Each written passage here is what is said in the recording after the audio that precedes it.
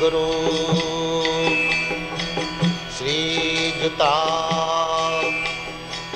Padakamalang. Hare Krishna. Welcome to our channel Bhagavad-gita. Here it is, because we are reading Bhagavad-gita as it is. Translation and commentary by His Divine Grace A.C. Bhaktivedanta Swami Prabhupada, and my name is Lavanga Latika. So we have been reading chapter 7 from the Bhagavad-gita, Knowledge of the Absolute, for some time now, and this is the very last text in the chapter, text 30. So I will read the Sanskrit. Sadhi bhutadhi devang mang sadhi yagyang chaye viduhu prayana kale picha mang te vidur yukta chetasaha. Those in full consciousness of me, who know me, the Supreme Lord, to be the governing principle of the material manifestation, of the demigods, and of all methods of sacrifice, can understand and know me, the Supreme Personality of Godhead, even at the time of death. So yeah, death comes up sometimes, comes up quite a lot, and sometimes it sounds like we're a bit morbid, why we're always coming back to this point of death. But actually, death is like a constant. You can't get around it. It doesn't matter what you do with your life, or who you are, or what you know, or who you know, as they say. We will die. Everyone will die. I will die. You will die. Because as soon as you take birth in a material body, there is no way around that the death of that body. It will die, and the soul will not die, because the soul is eternal. So at the time of death, it has come up before, whatever we remember, whatever consciousness we have at the time of death, that will determine our next existence, and in general it will determine our next birth. But if we are able to be fully conscious and aware of the Supreme Personality of God at the time of death, then that will take us to His abode, which is not of this material nature at all. And after that there will be no more death. So it's quite an important point in our lives, death is, and it's quite important to have some knowledge of that, to also maybe not just have knowledge, because if we go around and think, oh, we will die, that can be a little depressing, a little hopeless. But Bhagavad-gita doesn't just tell us that we will die, but it also tells us how to deal with that. So we have some knowledge, we get to know Krishna, we get to know how to connect to Him, and here Krishna is reassuring us, if we can hold on to that consciousness, even at the point of death, what to speak of in life, because life can be complicated enough, even while it goes on. But if Krishna can be that constant, can be that point that we're always connected to, then this material world, we will get a totally different perspective of this material world. Purport. Persons acting in Krishna consciousness are never deviated from the path of entirely understanding the Supreme Personality of Godhead. In the transcendental association of Krishna consciousness, one can understand how the Supreme Lord is the governing principle of the material manifestation, and even of the demigods.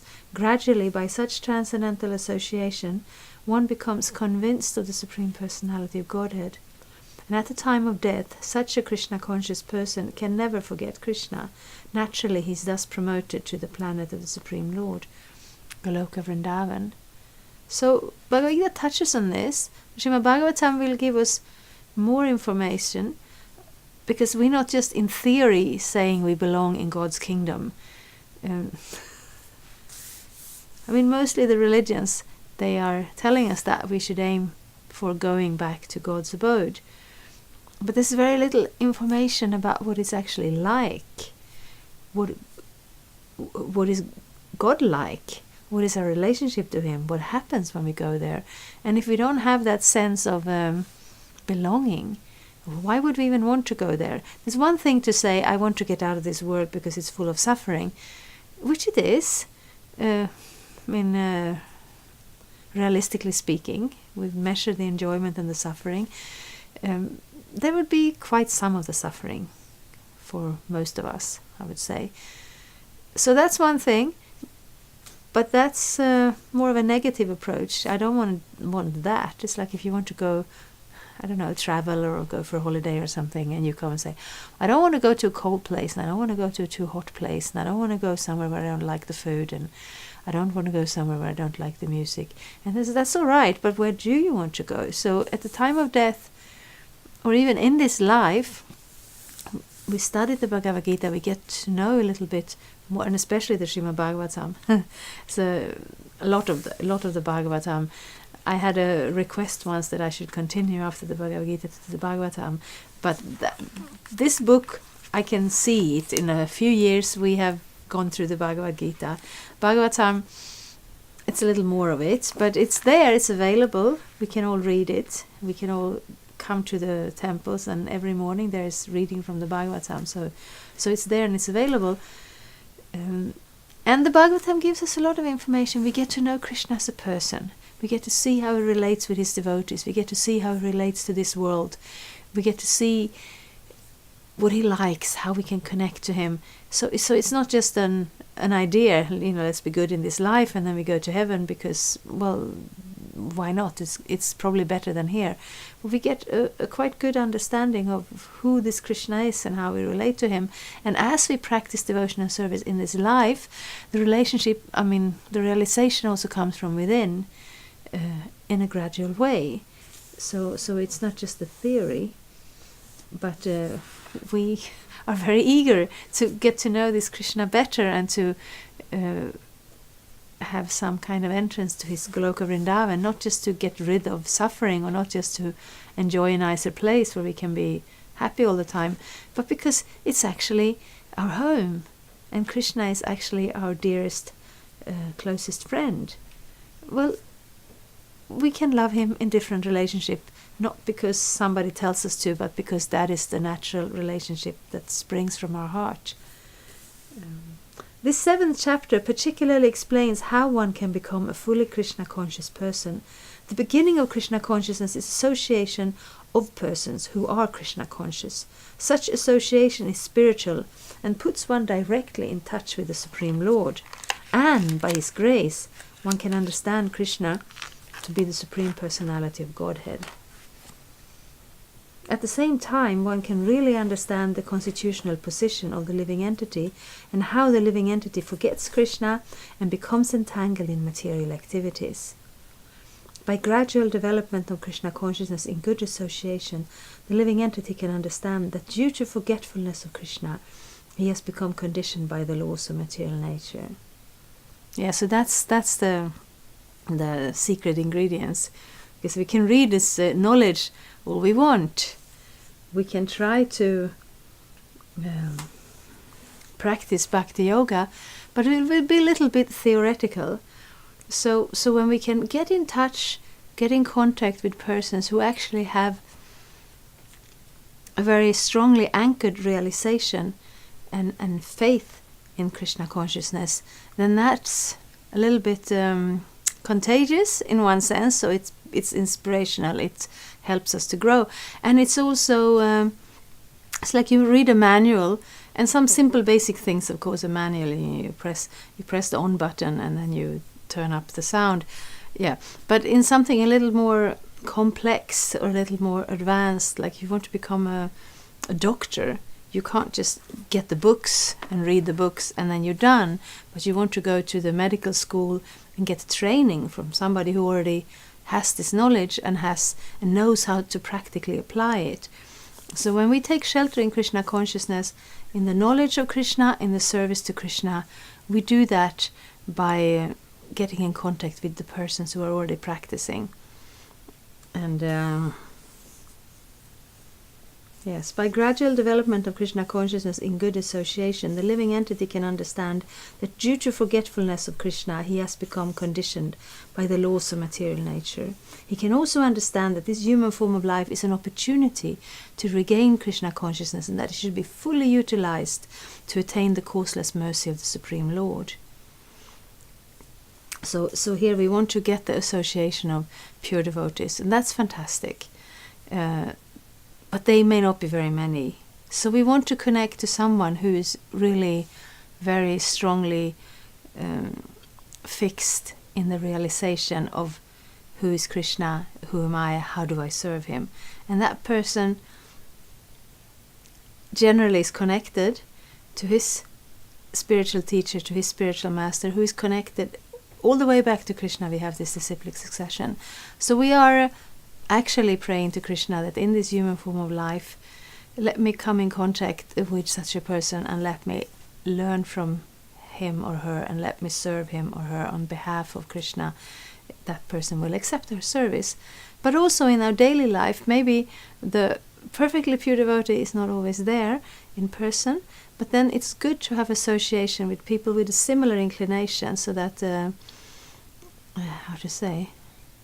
it strengthens our conviction.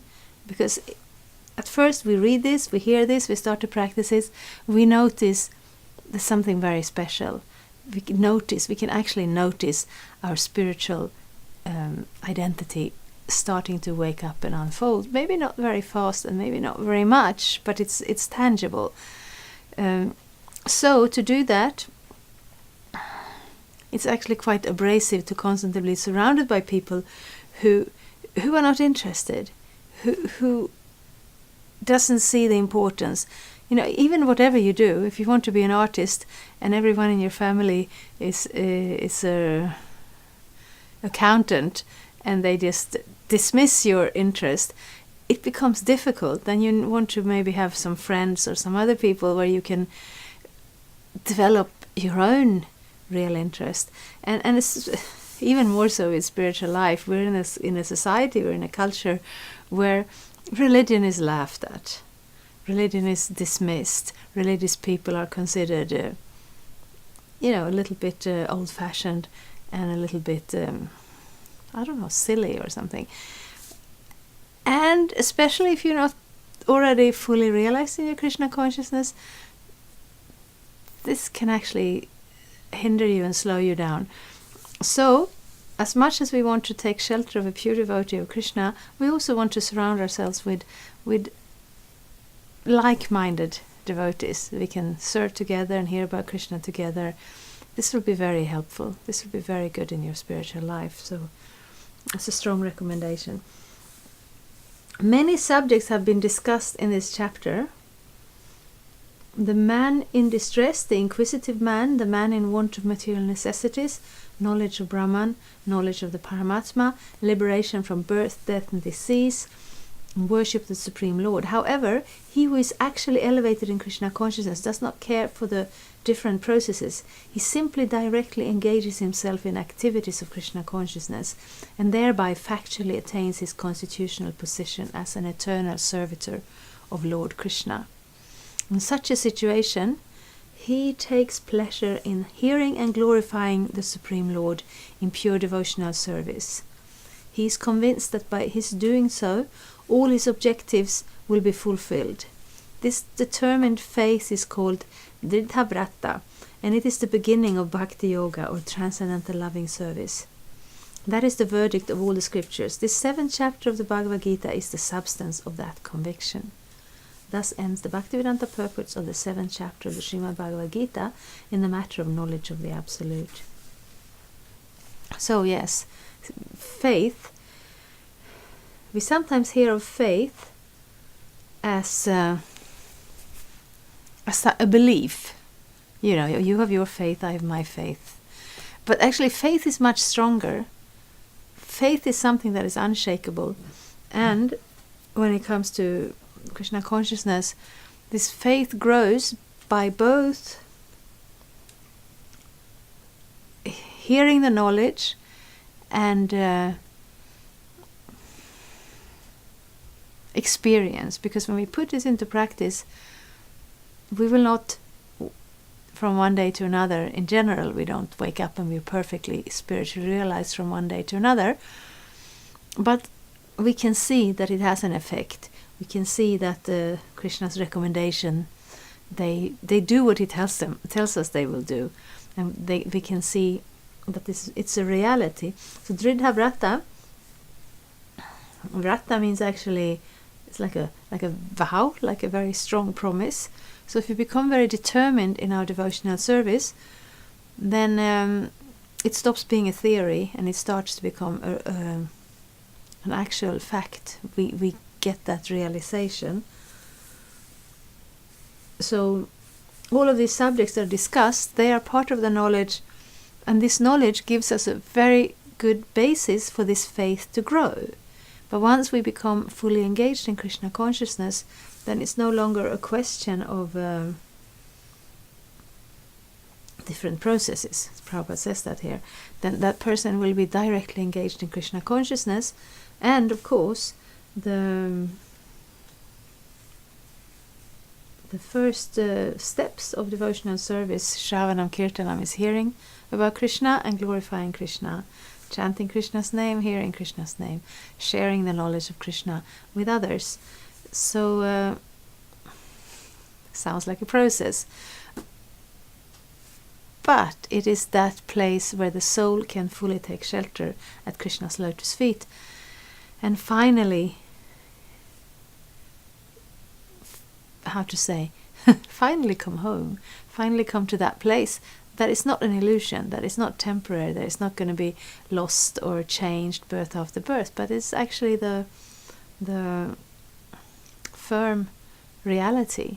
And we have access to that, and we start by hearing the Bhagavad-gita and speaking about the Bhagavad-gita, and then if we can continue to, in association of devotees, hearing and chanting and performing some service to Krishna under the shelter of the devotees, then yes, next chapter is called Attaining the Supreme.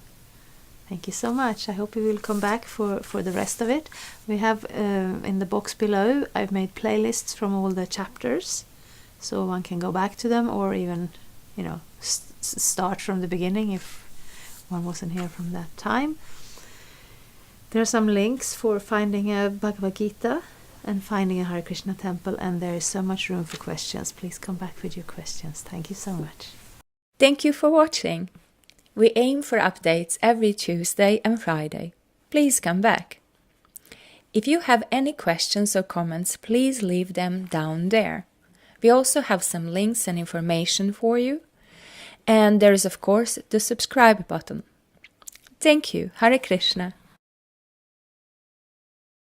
I'm a Hare Krishna, and I approve this message.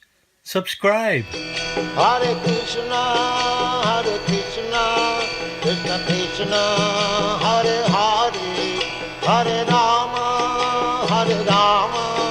Rama Rama, Hare Hare. Hare Krishna, Krishna Krishna.